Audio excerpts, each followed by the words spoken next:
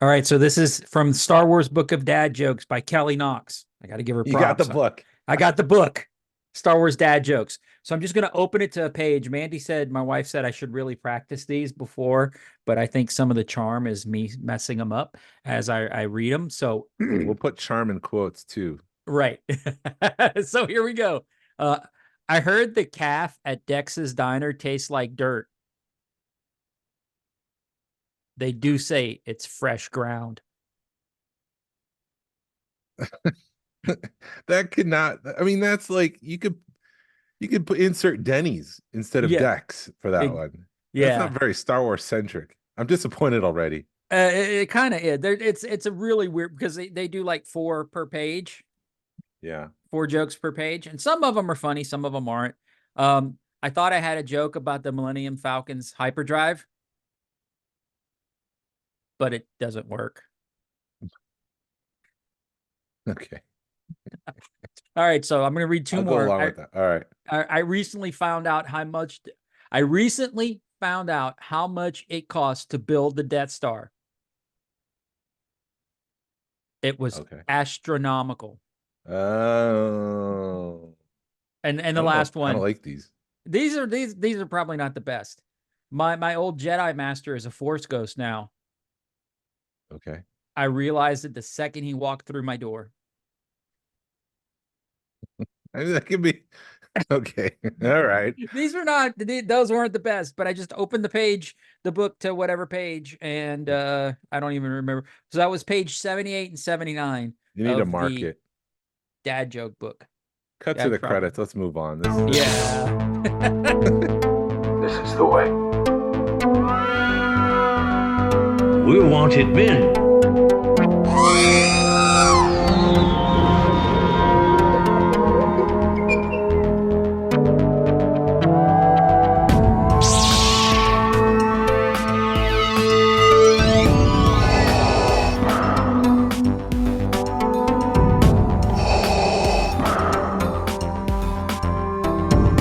I have spoken.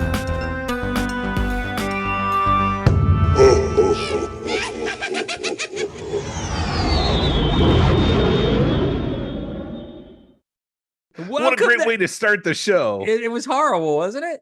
Yes.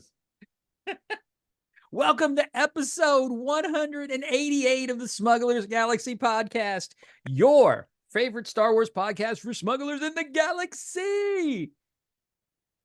I'm Glen, and Jason's staring right at me. Just can't believe I wasted 5 minutes on those dad they're jokes. like ridiculous. It was like, what does a TIE pilot wear to a prom? A tie. A suit and tie. Oh, all right, bro. Some of them are that bad. I kind of it's looked not over that it. good. Yeah, they're maybe I wasted $15. Hey, it's our first book review. Yeah. Hey, we've been meaning to do one since the beginning of the year, and we haven't done it yet. Yeah. So yeah, we've actually saw each other a lot this weekend. So how's things going? Good. How was we the had well, should we go in order? Yeah, let's go in order. Saturday morning was the annual. No, it's more than an annual. It's every other month toy swap at Powder Springs Treasure Hunt Antique Mall. Yes. Which is great. I was only able to do a single lap, and then I had to go look at a car that we decided not to buy. Right. But I did see it for 3 seconds. Right. You gave me some cash for some stuff because I had gotten the Micro Galaxy Squadron stuff, and you had purchased it off. We'd done a split purchase, and you actually gave me cash. So I had cash to spend at the thing. So I was pretty excited about that. Did you spend it? I did. Okay. I did spend it. It was a unique toy swap for me because not only did I spend my money, I spent my wife's money because she came along too. I was like, "Do you want to come?" She's like, "Yeah, sure." So she came, and I was like, "Hey, do you have ones?" Because all I had were tens, and so I was starting to spend her money because I was buying smalls. And oh goodness, yeah, that's always the best. I always try to at least bring small, $5 and $10 because you will find something that's $5 or $10 and they will not take pay. Some of them will take PayPal, some of them won't. I guess it depends on what kind of mood they're in. But it's always better to just be able to say, hey, here's $5. So what you pick up? It's great to see everyone at Yeah. that swap. That was half the time was just hanging out with people. I did pick up. So Adam Thrawn had Orson Krennic, the TBC version. Uh-huh. Mine came bent. So I needed another one because I'm a mint on card collector, or as close to mint as possible. I'm not going to hold myself to be like, it needs to be at 90-degree angles. You can't have a single dent or scratch on it. That's impossible, but just close enough. So I have the Krennic. He also had a Ewing that I picked up that might show up at Rogue Fun. We'll see. And then some other guy had 4 cassette tapes: Droid World, Planet of the Hoojibs, Ewoks Join the Fight, and then the Star Wars soundtrack, all on cassette for $1 each. And so it's where you needed your wife's money. Yeah, so I grabbed those. I was like, yes. And then my wife, she did pick up a lunchbox. She got a Walt she went Disney back and World got the lunchbox? 1970s. Yeah, I talked the guy down at $25 from 30, whatever. But right. So I cut you off. So what kind of lunchbox did you get? it's a vintage Walt Disney World. It's like a very 70s cartoony kind of stylized of the era a lunchbox, and it matches the map that she has from the first year that the park was open. It doesn't have like Space Mountain on it. Obviously doesn't have Splash Mountain or Big Thunder. But it's like a vintage map, and now she's got this vintage lunchbox that seemed to be like 2 pieces of the same collection, even though they're not. That's awesome. Yeah. Yeah, I'll say what I got, and then we could talk about the show, because I think it was one of the better shows that he's had in a minute. So I picked up 2 not unproduced or unpainted macro collection, the diecast figures. Yeah. I picked those up. The guy had them for like $5 each. I was like, yes, I will take those. And luckily I had a shot of my collection and I needed them. I was missing those. I picked up, Steve had a bunch of $5 TVC figures. Mm-hmm. And I picked up a Crawl. Is it Crawl from Mandalorian? Quill. I picked up him and the blue guy, so I can throw him with my Razor. The Mithril. The Mithril, Wait, yeah. Mithril is from Lord of the Rings. Sorry. Somebody just wrecked their car, Jason. So I have Krill. Krill is sitting in the cockpit of the Razor Crest, and I haven't figured out what I'm going to do with the Mithril yet. This is the way. Yes. And I'm like, he probably didn't fly in the Razor Crest, but he looks good in there. Yeah, he did. He did?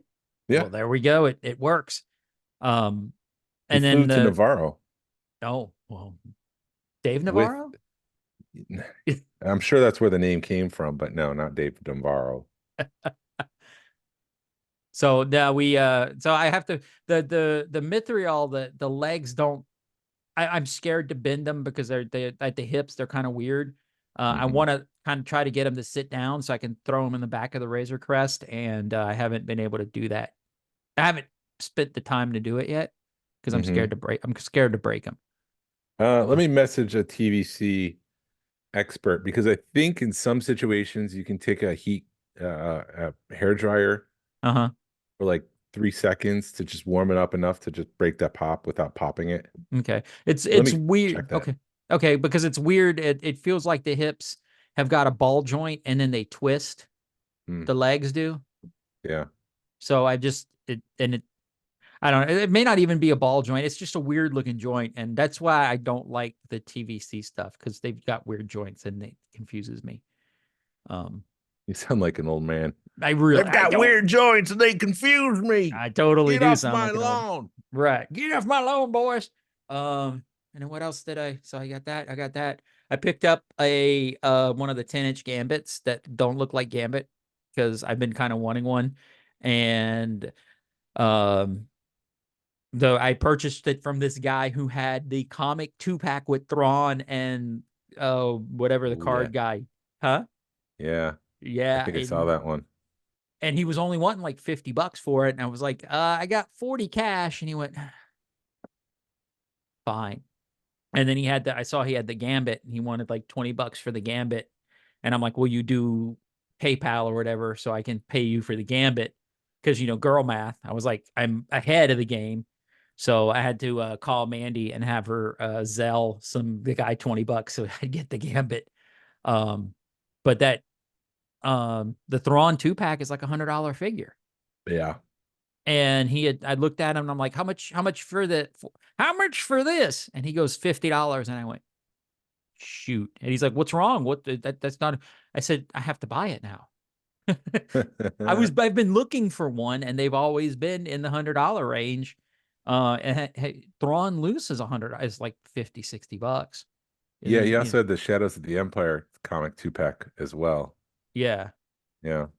I didn't realize, I didn't pay attention to that one because I was so excited to get the Thrawn, and I kind of wish I would have bought that one. But he said he might come back because it was his first show, and he had just inherited a bunch of toys, so he may be back.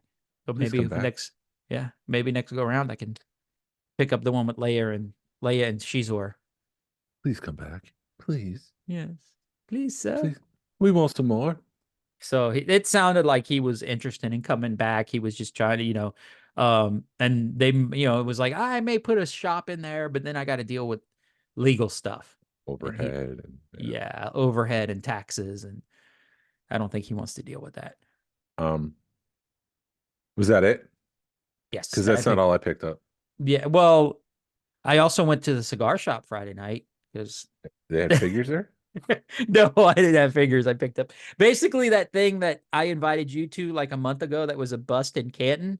They had the same one in Woodstock, and it was a last minute thing. And I'm like, let me go check it out. And I got a light. This is awesome. Very audio, but it's a lighter that looks like a spray bottle. So check that out. My brother would have loved that. You see it?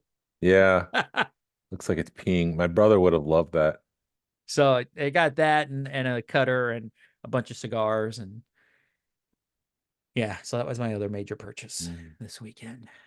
We on the way back from looking at the car, we stopped at a Target. They had a bunch of TVC stuff on clearance, but they also had 2 retro Ahsoka figures. Uh-huh. They had Ahsoka Tano, and I didn't have Ahsoka, so I checked it at the scanner, and it was $3. Nice.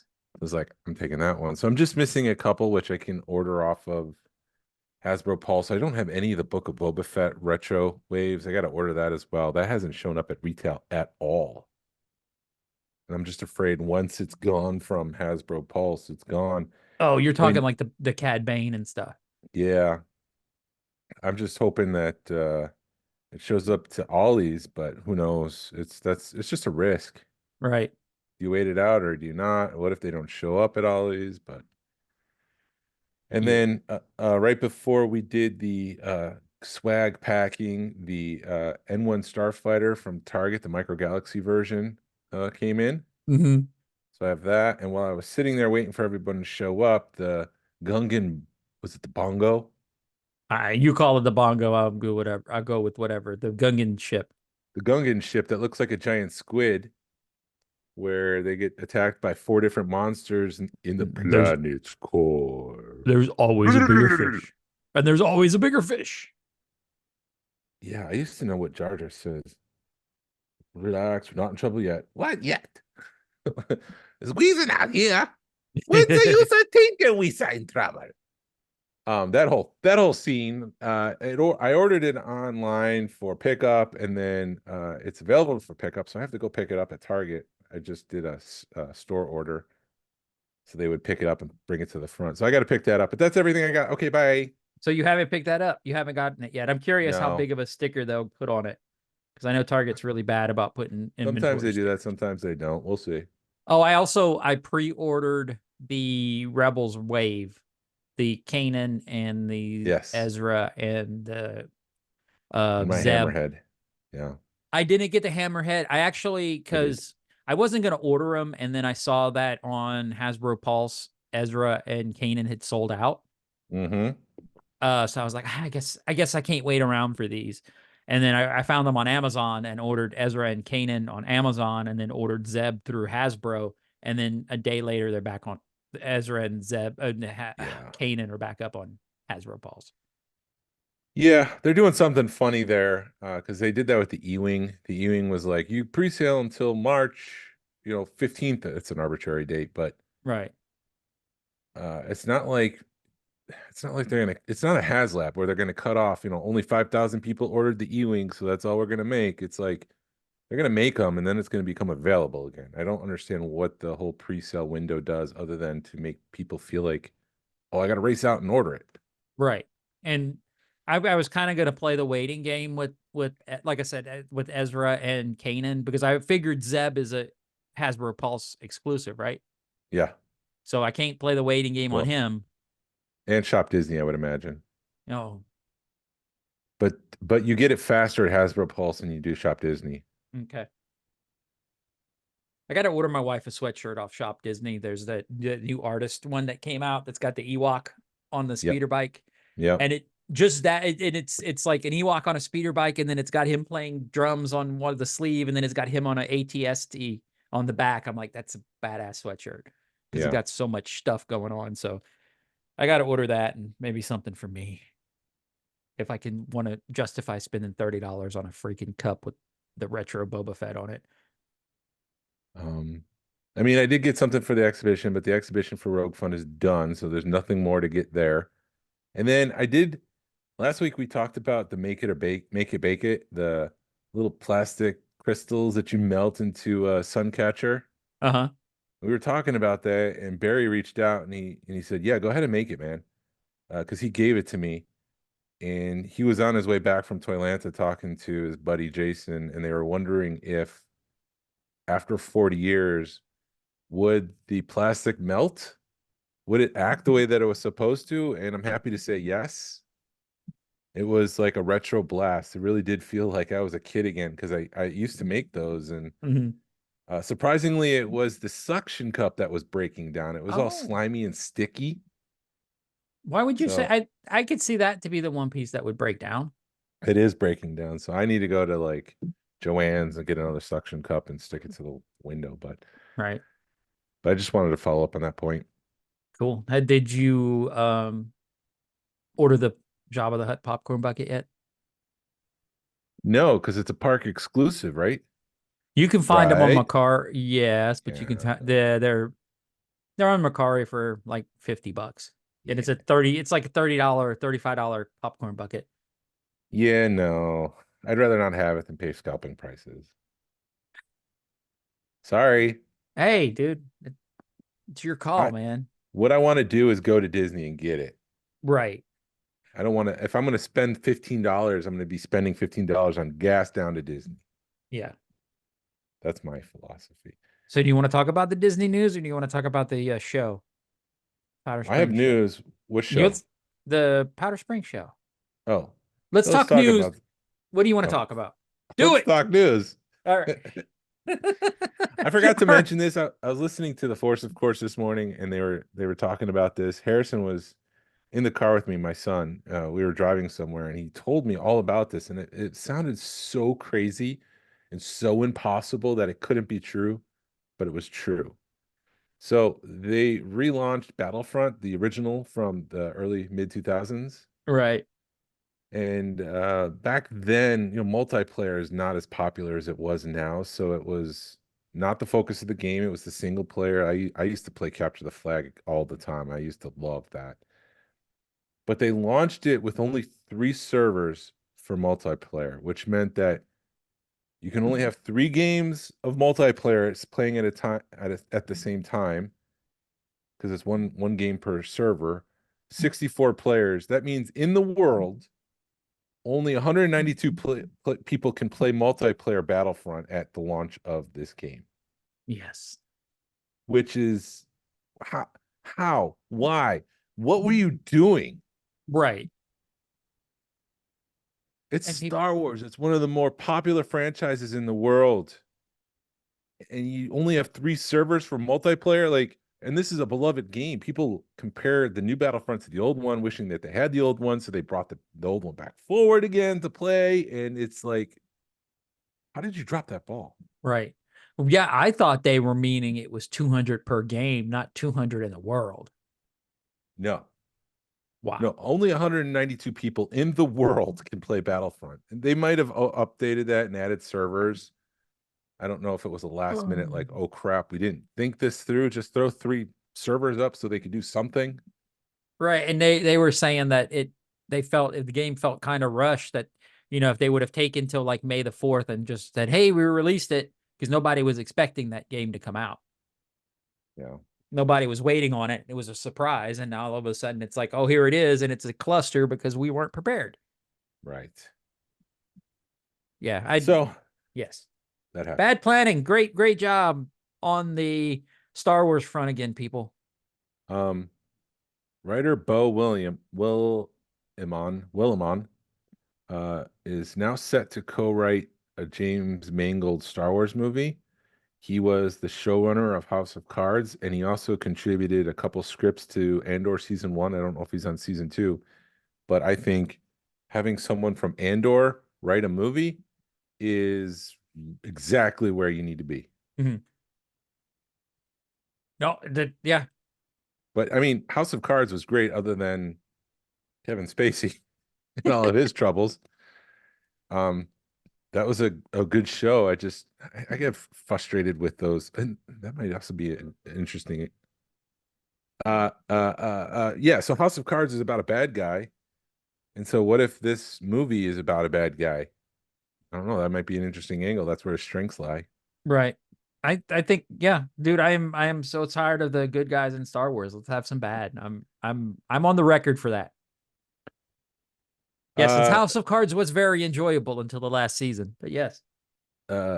Someone made an appearance in Disneyland this week. Who was that? I'm annoyed. I don't know why it annoys me, but it's like I couldn't get to Disney World. No. Disneyland gets all the good stuff. I know that's where the executives are, and that's where it's like when you go to a corporate office of something like where I work, the corporate office is Home Depot is kind of across the street, and then there's a Home Depot there. So it's like that's the flashy Home Depot. That's where they test things out. That's where they put all the good stuff. Right. And that's but if you go like a mile down the street, it's just like another regular average Home Depot. And that's kind of how it feels like with Disneyland and Disney World. All the executives are in California, so Disneyland gets all the cool flashy stuff. Right. And Disney World is an afterthought. Yeah. Well, freaking Sabine showed up in Disneyland. Yeah. And I was talking to Chance, because I went after the show. I went and talked to Chance about it, and he was like, why do you like Rebels so much? I'm like, dude, explain to me why I'm tearing up because some teenage girl is dressed up like a character at a theme park. I can't explain it, dude. And then it was funny because then he starts explaining to me how he loves the interconnectivity of Star Wars, and he's tearing up. And you're just like, that's what's great about talking Star Wars. Yeah.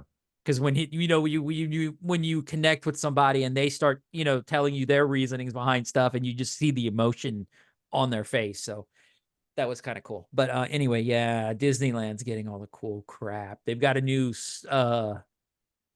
what are they, fireworks show in Galaxy's Edge. They've got the droids. Mm-hmm. They got Sabine and Ahsoka was there. And then Chopper shows up. I'm like, but they're doing right now, they're doing, I think, Season of the Force. Yes. For a month. Yes. Is what it's called. And should bring back Star Wars Weekends, but yes. Right. They should bring back Star Wars Weekends, but anyway. So this one's interesting. Yes. We got to unpack it in a couple of ways. Tales of the Empire is on its way. It's 6 new shorts that seem to revolve around Morgan Elsbeth from Ahsoka and Barriss Offee, who we last saw in the Clone Wars, and who some people think is the 7th sister from, was it Rebels? It was either Rebels or Ahsoka, but yes, there was. But it looked like they were very leaning pretty hard on that in those shorts. Yeah, so we'll see. It's interesting that this news just dropped. We had on our bingo card that a new Disney Plus show would be announced.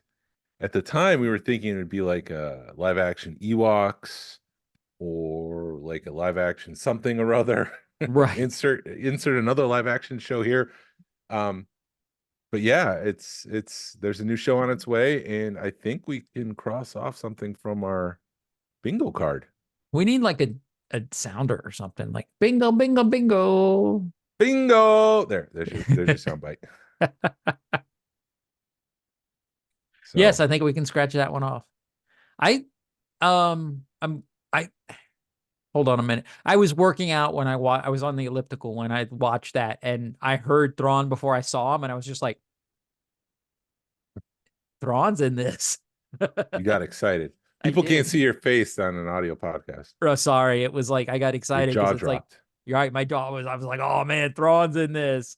No, I'm excited. I want to see how him and Elsbeth, get connected. Yeah.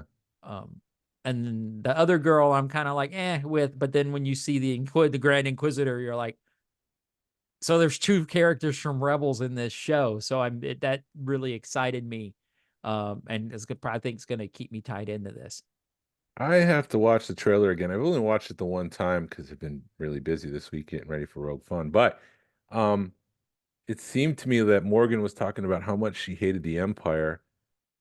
And then she was like, so I'm going to join it, which didn't make sense. Why would you join something you hate other than maybe you're kind of destroying it from within, which means that's been Thrawn's, if my reasoning here is true, Thrawn has been inside the Empire to destroy the Empire as well.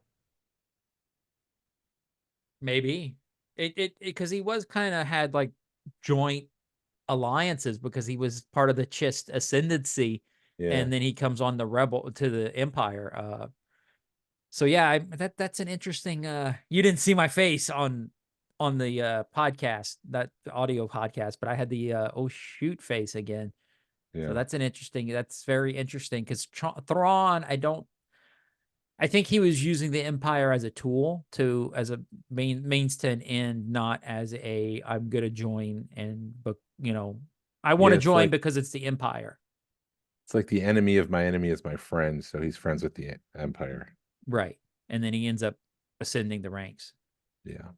But the Thrawn ascendancy was so thick and so heavy, I couldn't even get through it. There's that word again, heavy. Is there something wrong with Earth's gravitational pulls? Last week we talked about the Jazzwares vault. It seemed that those who ordered from their site received items this week in less than mint condition. Jazzwares doesn't have the stock to issue replacements, despite a policy page that says that all the items from the vault are factory fresh and they ensure best condition when they reach you. So several collectors are frustrated by that. So if you order something from Vault, just keep that in mind that it might not be in the best condition if you're a in-box collector. Like you might have to open them. Might have to open it. And then the latest episode last week, because we're recording this Monday night. There's a new episode of the Disney Dish with Jim Hill and Len Testida. And they were talking beneath the surface stuff all over the place, like hinting that they know stuff, but they can't talk about it. Oh, they always do that though. Yeah, but last week it was at a critical, what's the term? Critical mass. Right. Because it was just everything was a reference here and there. They were talking about how, Tiana's adventure or Splash Mountain is becoming Tiana's Bayou Adventure. And then they make this joke like, yeah, and nothing else in Frontierland's changing. Oh, that was today's episode. Last week they said that. Today they said that they're changing it to a DVC club. The shooting range. The shooting range is going to become a DVC club because it's just time to retire that, I guess. Well, let me. When I was there in June, you don't pay for it, which I think it's kind of sad that they're getting rid of something so iconic. I can understand why they want to get rid of it because of the times, but it's kind of also sad because you remember there being shooting ranges when you go to parks like that, and it's just and now that it's not going to be there anymore. Right. Well, I bring all that up. The other thing they kind of hinted at was that Joe Rohde's back. Joe Rohde was the Imagineer who basically, it was his vision, his passion project, Animal Kingdom. And so now that they're redoing Dinoland USA, they've possibly brought Joe back to incorporate more animals, to find the balance between adding Encanto and Coco and Indiana Jones in South America, but then also bringing in the animals so that, there's a blend of that IP, but also the original spirit of the land. And so I think that's what they're hinting at. But then right at the end of the show last week, after the credits rolled, but before the show ended, Len just said, the Star Cruiser isn't dead. I missed that. Yeah. And it was one of those things where I was like combing my hair. I was like listening to it. Uh-huh. And like normally I would stop it or try to find another podcast to listen Yeah. to. So it played until the end. And after they rolled the credits, Len came on and said, the Star Cruiser isn't dead. And so it's just like after hinting at all these things, he just came out and said that. So it's like they know something is going on. The Star Cruiser is not dead. There's going to be an experience that's going to happen. It's going to be announced soon, which will be great because that's another square on the bingo board. Yes. Well, no, I was telling my wife that I turned 50 next year and it will be on a Disney property. I don't know what Disney property, but it will be on a Disney property somewhere. So maybe Hence, I'll turn 50 in space. I'm turning 50, hence the TVC confused me. So that's awesome. Wow. And they're normally pretty good about stuff. And I'm surprised he said something like that. Yeah, I don't know why he said that, but he did. There was a clickbait article going around last week, and I think everybody pretty much knows now that it's clickbait, saying that Disney was selling off pieces of the Star Cruiser. So everybody was clicking on it and was like, where can I get a bed? Where can I get a sleeping bag? Where can I get whatever? It was just that they were selling some overstock of the Halcyon. Some of those cups were being now sold in Olga's Cantina, and the drinks that came along with it were being sold in Olga's. When I was down there, the Jedi robes were being sold, like the exclusive ones that you could get on the Halcyon were being sold at Galaxy's Edge. Now they were just doing some of the cups and the drinks, and they're maybe going through stock, and whatever the next iteration of the Star Cruiser is, they don't need that anymore. It's going to be something else. Right. It'd be interesting to see that stuff if it's going to show up in like Cast Connections or the outlet or something. It needs to be, and I hate to say this, I wish I had gone, but it needs to be like a overnight stay, and there's some sort of dinner show aspect to it. So it's like a 3-hour experience as opposed to a 2-day experience. Mm-hmm. Yeah. And it needs to, yeah, you're right. And it needs to be something to where like, okay, after dinner, it shuts down. Like it has a shutdown at midnight or shutdown at 11 p.m. or something. And it's like, no more programming after this. Yeah. So go to bed, in that way, because I think that was one of their issues is those characters had to be on all the time. Right. So they were basically, you had 3 people, you had 2 people on site and 1 person on call for every role for 48 hours. Mm-hmm. So that was a big cost for those people. And I'm sure those people were making $50 to $100 an hour. Yep.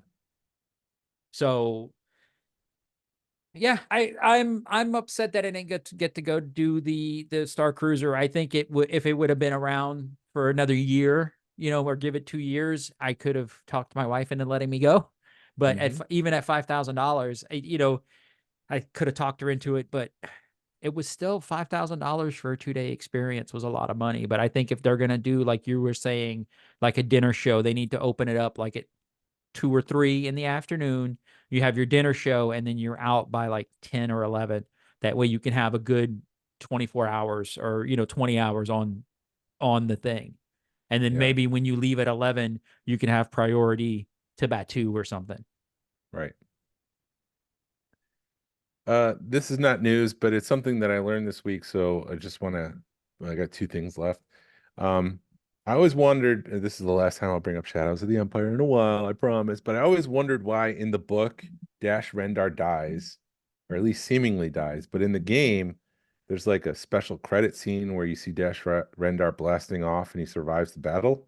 Uh-huh. And I just thought maybe, the author was being artistic and giving it an ambiguous ending. But if you want to know the real ending, you have to play the game. Well, it just turns out that the programmers of the game, the designers, never felt like the people would want to play a character for 17, 18 different levels and then just die at the end. Like, it's all for nothing. You want to have some sort of like feeling of success at the end. Uh-huh. And that's the reason why Dash Rendar lives, is just because of the game mechanics and what people want in a game. It's not anything to do with art or anything. It's just like, we just want to please people. Right. Now, I did just going back to game, because shoot, the one where it was Darth Vader's apprentice, and they did Yes. 2 of them. Force Unleashed. Force Unleashed. So so they made books about those too. And I was talking to somebody, and he was like, "That dude, why could he bring down a Star Destroyer?" I'm like, "It's in a video game." He's like, "That's a video game?" I said, "Yes, it's in the video game." Yeah, it's weird. He's like, "Darth Vader couldn't bring down a Star Destroyer." I said, yeah, but it's part of a video game. And he's like, "Oh." And this is also the same guy that was mad that Chewie was back in the prequels, because Chewie died in the books. I forgot to mention, because it's not something I picked up, but it was something that was gifted to me, and I was very appreciative of it. Lewis came over yesterday, and he brought a book and a cassette tape, but in it was packed a micro machine, so it was like you can listen to the story of the snow speeder, and then you can also play with your micro machine snow speeder. Right. And so I don't have any of those, so I was very appreciative of that, and I felt very blessed, I guess, to get that. So. Well, I've got 2 stories real quick. Or you Okay. said you were done with news? Yeah. Okay, so you were talking about your N1 Starfighter from Micro Galaxy Squadron. So your table is kind of set up on a ledge. Not a ledge, but the other side of the table drops off. Yeah. So Yes. I'm doing all the swag, and I just see it like slowly start creeping to the edge of the table. Uh-oh. I'm like, "Oh, I gotta fix that before it falls, because it's got a story drop. It's got a Okay. good 6-foot drop, and it would break, and Jason would not be happy." I would get another one, and then I would just have to open that one. Right, but I was like, I would have hated to been like, "Hey, Jason, your N1 Starfighter fell," because You bent my Wookiee. Yeah. So I was just like, "Oh my God, no, don't let it fall." And Was it all in slow motion in your head? Yeah, because we had just had all the swag piled up on, because you were like, "Dude, you're like a bull in a china shop." And I'm like, you ever see the TikToks of like people cooking Indian food, like the street food in India? And it's No. just very unhygienic, and there's just flies, and they're using their hands, and it's just a mess. I Yeah. felt like that yesterday, putting those swag packs together, because you're just doing stuff, and then it's, "Oh, I've got this more stuff that needs to go in here, and there's more stuff," and you're just like, "Oh my goodness." So you're putting like 20 things in a bag, and it's just grabbing, you kind of had we had a little bit of a thing going to where like Lewis was putting 2 or 3 things in there, and then I was putting 2 or 3 things in there, and then Tony was putting the rest in, and you're grabbing like, Yeah. it felt like just It organized was chaos. chaos. If you have the medicine for overdose on swag, bring it, because you're going to definitely need a vial. And then we brought everything to the ladies. They were standing outside, and they were like, "What can we do?" I'm like, "Do this," and they had it done in like half the time we thought we would. And I told Mandy, she's like, "'Cause we know what we're doing." Just like, We're trying to figure out what to do. right? They were like, ladies. "Yeah," and then she was like, "Why didn't you you didn't get a picture of us?" I said, "That's I couldn't have posted it because Right. it's a secret." And she's like, "Oh." Yeah. So anyway, also I figured out what the HasLab's going to be. Okay. It's going to be the Marauder. No, it's not. Oh, now that it's destroyed, yes. Yes. I'm on board. It has to be. It has to be. Wait, did the ghost get destroyed? No, the ghost Okay. didn't get destroyed. Not yet.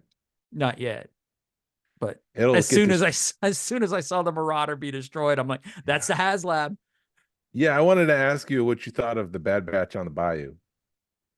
Did it remind you of home? Did you want to go get a Oh king yeah, cake? it totally did. I was expecting to see Tatiana floating around with some I'm beignets. almost there. It did. It was like, oh, hold on, man. Shoot him. Shoot him. Shoot him. I can't. Yeah. That's the only Cajun I can do. I can't. What have you been down there for there? Born on a bayou. You can do it. Ricky That was a Bobby. good Ricky Bobby episode. shows up. Not Ricky Bobby, Waterboy. Oh, yeah. Bobby Boucher. Bobby Boucher. Bobby That was a good Boucher. episode. Bad Batch on the Bayou. Yeah. Asajj Ventress was an interesting one. Yeah.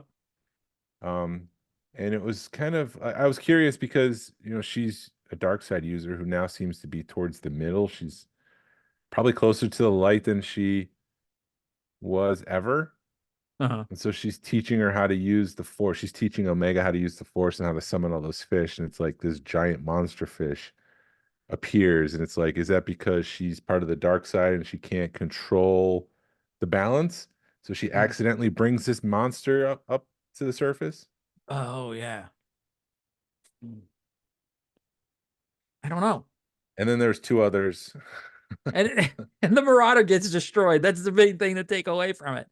And yeah, the Empire it's been has brutal. Yeah, the Empire has Omega, which that was kind of heartbreaking because she was counting on Crosshair Yes. to tag the ship, and he missed it because he got attacked by a bunch of other clones or stormtroopers or whatever. I'm sure there's an obvious thing that we're missing, that Crosshair has data stuck in his head somewhere that they could just extract and find the data.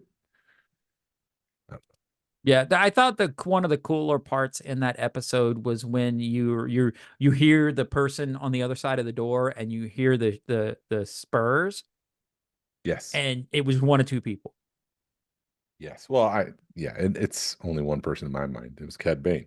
Well, or Boba Fett. It would have been a young Boba Fett. It would have been a young Boba Fett, but I guess I associate the spurs more with Cad Bane. I'm Pavlov's dog. When I hear spurs, I think Cad Bane. Right. My mouth starts watering, and I just want to eat chips and watch Cad Bane. Yeah. So I mean, I am digging because they're doing the fan service, but they're doing it right. I think this season. Yeah. I would have liked to have seen a little bit more of Asajj, but I think she's coming back. I think the way that it made it sound was they were going to go after. Well, no, they found Omega, so they're not going to go after what's her face, the Finnick. I thought that they had made it sound like they were going to go after Finnick to get the information, and then they ended up finding it without it or something. It's been a week, man. I only watched Bad Batch once. Right. So right.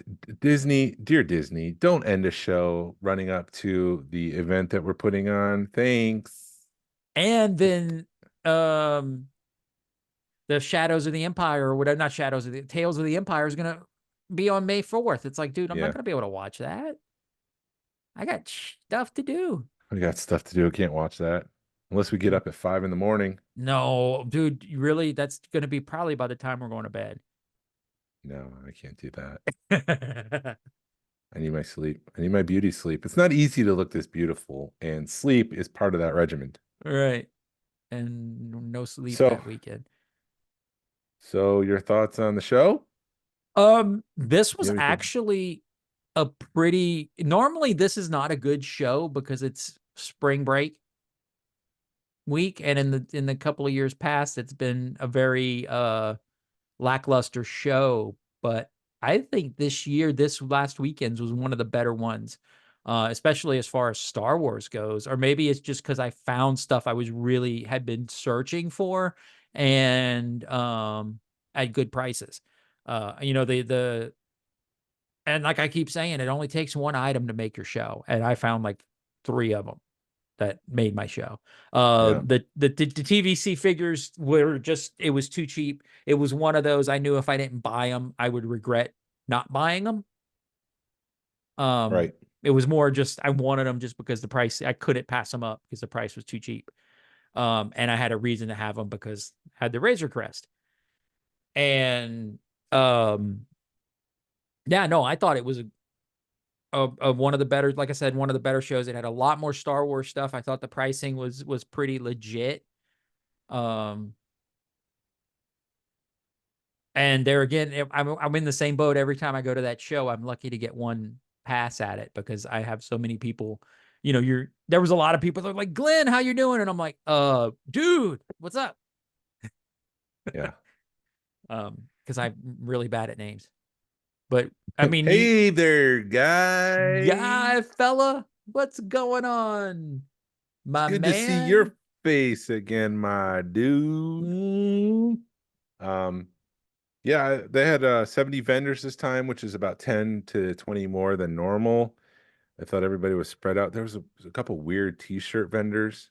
But that's fine, I think, to have as long as you have like 2 or 3 of them, then people are going to come for those vendors. Mm-hmm. So I don't mind having the oddball vendors because you're going to find something cool. You could find something cool there. You could. I didn't. But yeah, it was a good time. Good time by all. And then, do you have anything more to say about that? I think we should talk a little more, but I don't know. I mean, what did you see? Did you see anything that was cool? Did you take anything away from it? No, if I saw it, I wanted it, I bought it. I mean, there's so much you could buy. Prices seem to be fair. I don't remember seeing any carded items that I wanted. I was on the search for Cantina aliens and I didn't find any of those. Yeah, the only carded stuff I found was the TVC stuff. Well, I did see no, I did see Ponda Baba for $10, but I didn't need that one. And Matt had 3 different Cantina Band single carded TVC characters for $10 each.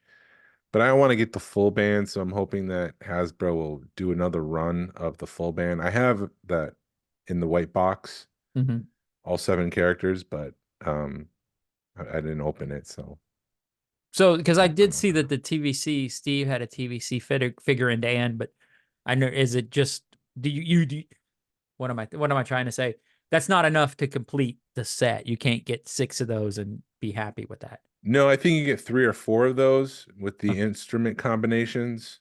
But you can't get the full band because there's a couple guys that sit down. There's a guy with like a giant pipe that sits in his arm. There's a Who's'em What's It that the guy is witchamigwanning with. And then there's the Hosmaduties. I don't know what they're called.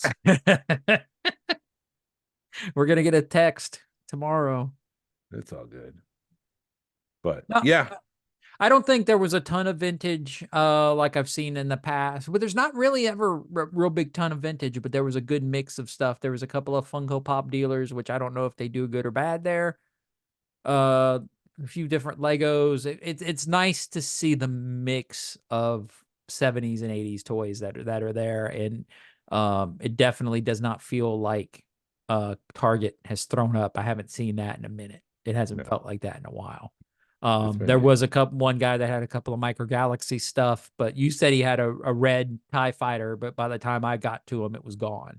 Oh, really? I couldn't find it. He had 2, because he had 2 of them that were on top of each other, and the red one I couldn't find it, and I knew I wasn't going to buy it for the $40, so I didn't ask for it. Yeah, the red one was there, but I did hear him say that he bought it for $30, so I don't really want to pay for scalping. Yeah. No, I feel you. I can understand the conundrum and how you feel about it. Yeah. I didn't look through the flea market that much. I never really do. Mandy's normally the one that looks through that to get the deals, but I've heard there's like 19 toy vendors in that flea market now. Oh, people are starting to go in there now because of this toy show thing. I need to check that out. I didn't go in there because we were taking off for the car, and they typically only have like 2 or 3 toy vendors in there. Right. And the only thing that they need to do, in my opinion, is if it's going to keep growing, they need to get some porta potties. Because there's like one bathroom and it's always like 10 deep to go. Yeah. So I think he needs to get like 4 or 5 porta potties, figure out how much that costs. Or install other toilets into the shop, but that's going to cost lots of money because plumbing is cheap. Yeah. I think there's a employee bathroom, so it'd be nice if they would open that one up. They're Or not like going to open up for the schlubs. no, they're like, you guys can just wait. You'll be fine. But you get some when you're waiting in the line for the bathroom. There's some good talking that goes on. I talked to Fernando for a while we were waiting. We became best friends in line. Right. He wanted to know if we could make bunk beds. Anything else? I mean, what else did we I had one other thing to talk about before we wrapped up. do it? So you're good with I the think show we're then? good. Yeah, I think we glossed over it real quick. We didn't go into a whole lot of detail, but I think we're good. I was watching Shawshank Redemption this past week. Uh-huh. Wait, have you seen that? No. As Jason puts his head in his hands. I can't even. Anyways, Can you I was odd? watching. What? Can you odd? Yes, I can. Today I just can't even though. I was watching it and I was like, this movie should have won Best Picture. It is such a phenomenal movie about the human condition. It's a nice piece of art.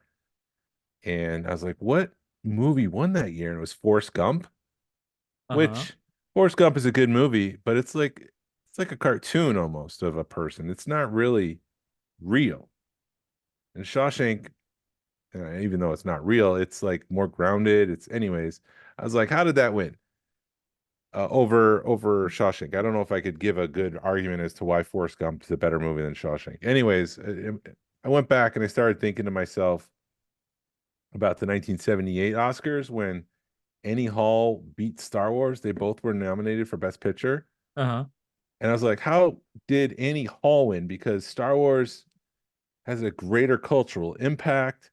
Every single movie that's ever been made ever since has been inspired by Star Wars. Back when I was trying to get into film school 20 years ago, the instructions for writing your essay was to not start your essay with, when I first saw Star Wars, I knew I wanted to be a filmmaker. Like, Star Wars is a seminal, phenomenal movie. It should not have lost Best Picture to Annie Hall. Annie Hall, I mean, nobody talks about Annie Hall. It's never played on TV. You never see people talking about, oh, I can't wait to see Annie Hall again. It's Star Wars. And so I have the list of all the movies that won their year against the Star Wars movie, and I'm just going to ask away, well, what should have won the Oscar, and we'll just end the show that way. Okay. So Annie Hall versus Star Wars, which one should have won the Oscar? Star Wars. Well, Star Wars doesn't have to be the answer to all of these, by the way. I'll just say that up front, that caveat. Okay. The 53rd Annual Academy Awards in 1981, Ordinary People won Best Picture. Yeah, I've never seen Ordinary I've never People. seen it, no. But it won. Empire Strikes Back wasn't nominated. But if it was, which would be the better picture? Yeah, exactly. Exactly. The 56th Academy Awards, Tears of Endearment won the Best Picture in 1984. No, never seen it. That's the Jack Nicholson one. No. Return of the Jedi wasn't nominated. But what was really the Best Picture there? Right. Okay. The 72nd Annual Academy Awards in 2000, American Beauty won. I enjoyed American Beauty versus Phantom Menace. yeah, I would have given it to probably American Beauty at the time because American Beauty was kind of just artsy enough and just demonic and dark enough. Okay. Have you seen American Beauty? Yeah, I've seen it. Okay, yes. And probably because it's the funniest part one of the funniest things I've ever seen is when he's trying to get a job at Burger King or the fast food joint. He's like, you're overqualified, sir. And he's like, I have fast food experience. When he was like 20 in high school. I remember that. It's been a while, but I remember that. In the 75th Academy Awards in 2003, Chicago was the Best Picture. Chicago for Attack of the Clones. Mm. And Chicago was the remake of the the Broadway play. Broadway, yeah, I would have given it. Even with Attack of the Clones, I probably would have given it to Attack of the Clones. Okay. The 78th Academy Awards, there's a bit of controversy because a lot of people say this movie is the worst movie to ever win Best Picture. Mhm. Over Brokeback Mountain, which was Crash. Did you ever see Crash? Is that the one where they have sex in cars? Is that Crash? I No. don't remember that. No. Okay, so that's not it. No, it was with like Brendan Fraser, Sandra Bullock. It was a bunch of people. It was like there was angels throughout the movie. It's been a long time since I've seen Crash. It was probably 2006 when I saw Crash. Okay. But there's no way this movie, and a lot of people have said that it's looking back on it was the wrong choice. Brokeback Mountain should have been the best picture, which just goes to show all of this stuff is just of the moment. Annie Hall probably shouldn't have won best picture. It probably should have been Star Wars. Right. And it's all Crash, like, go ahead. yeah, what? No. I agree. I mean, I know I get some flack for watching Brokeback Mountain, but I actually enjoyed that movie. It was a good movie. It was a good movie. It was a phenomenal love story. Right. It's a heartbreaking love story. Right. And it was a better movie than Crash. And I think at the end of the day, it's also a better movie than Revenge of the Sith. Yes. Or a worse movie. I said that wrong. It's a worse movie than Revenge of the Sith. Revenge of the Sith is the better movie. Okay. The 88th Academy Awards, Spotlight, which was the movie about the Boston Globe and the research and the investigation into the Catholic Church and how they moved priests around. It's with Michael Keaton and what's her face from The Notebook and Doctor Strange. People are yelling. Anyways, Spotlight won. Spotlight won. The Force Awakens was out or could have been nominated. Yeah, I think probably would go with the other one too. I go Spotlight. Right.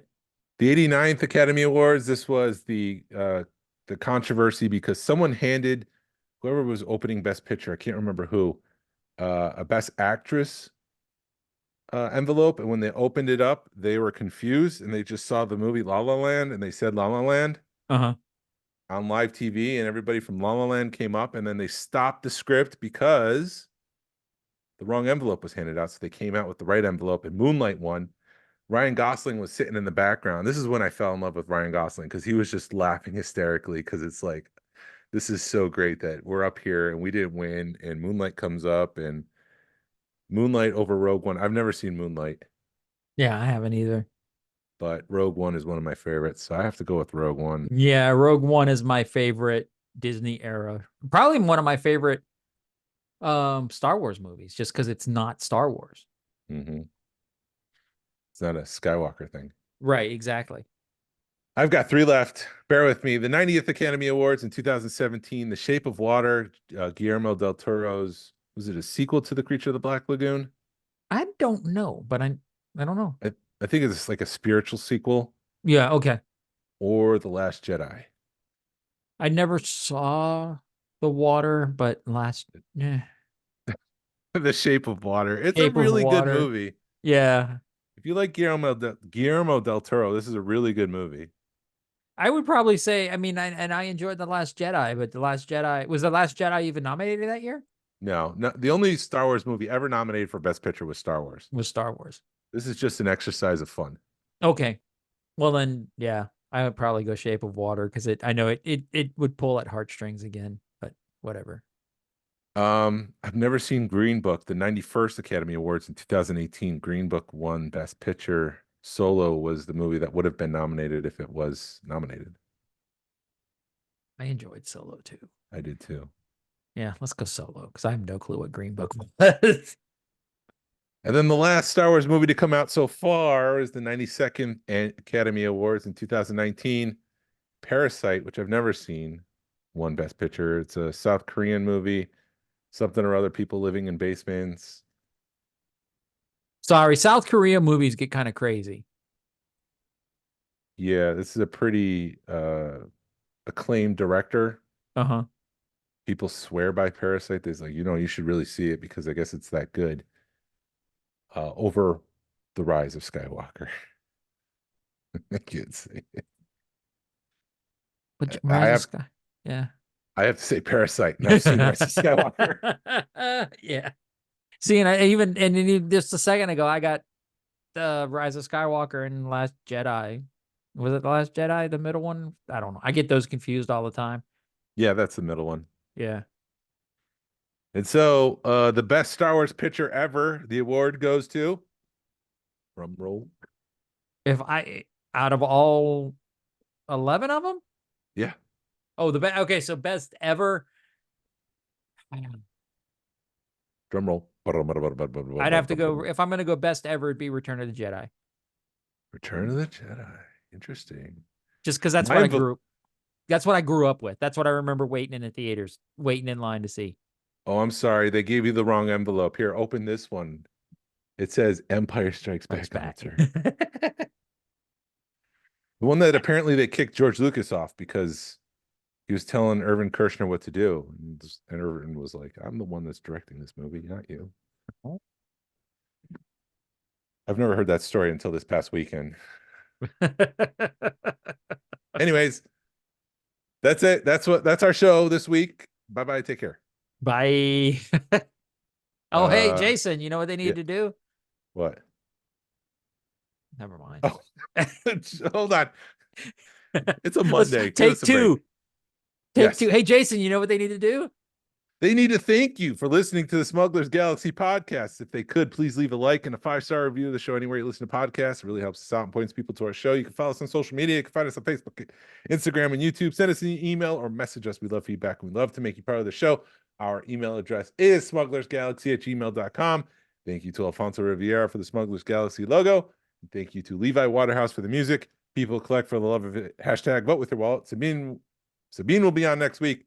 Pass on what you've learned. Be a positive force in the collecting community. This is the way. This is the way. Praying mantis guy.